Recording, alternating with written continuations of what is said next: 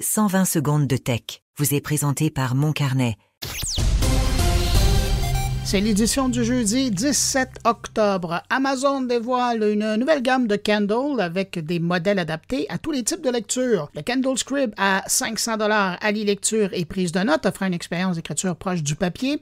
Il sera disponible dès le 4 décembre. Le Kindle Paperwhite avec un écran de 7 pouces, plus rapide et fin, est proposé à $195 et sa version signature avec plus de stockage et recharge sans fil est proposée à $230. Et puis enfin, si vous désirez le modèle d'entrée de gamme, il est offert à $145 et maintenant disponible en couleur matcha.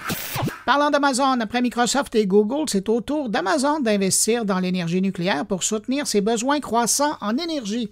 L'entreprise alloue environ 500 millions de dollars à des projets de réacteurs modulaires, des petits réacteurs nucléaires, dans l'État de Washington, en Pennsylvanie et en Virginie, capables d'alimenter jusqu'à 770 000 foyers.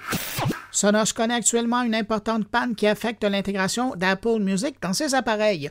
De nombreux utilisateurs ont rapporté des problèmes d'accès à leur bibliothèque Apple Music via l'application Sonos, certains étant déconnectés de leur compte sans possibilité de se reconnecter.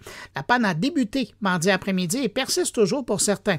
Sonos a confirmé sur sa page de statut qu'il travaillait sur une solution avec les gens de Apple, mais n'ont pas donné de délai précis pour le rétablissement du service. Apple Music fonctionne normalement sur les autres plateformes, ce qui laisse planer le doute sur l'origine exacte du problème. Et puis finalement, Perplexity AI, un moteur de recherche qui carbure à l'IA, fait face aux critiques du New York Times pour l'utilisation non autorisée de son contenu.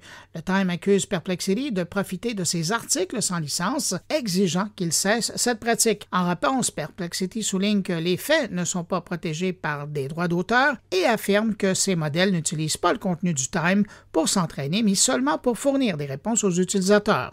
La start-up californienne explore même des options pour rémunérer les médias cités, mais le débat sur les droits d'auteur et l'IA reste vif. À demain! Pour suivre l'actualité numérique en profondeur, abonnez-vous à Mon Carnet. Articles, entrevues, discussions et réflexions sur le monde numérique vous y attendent. moncarnet.com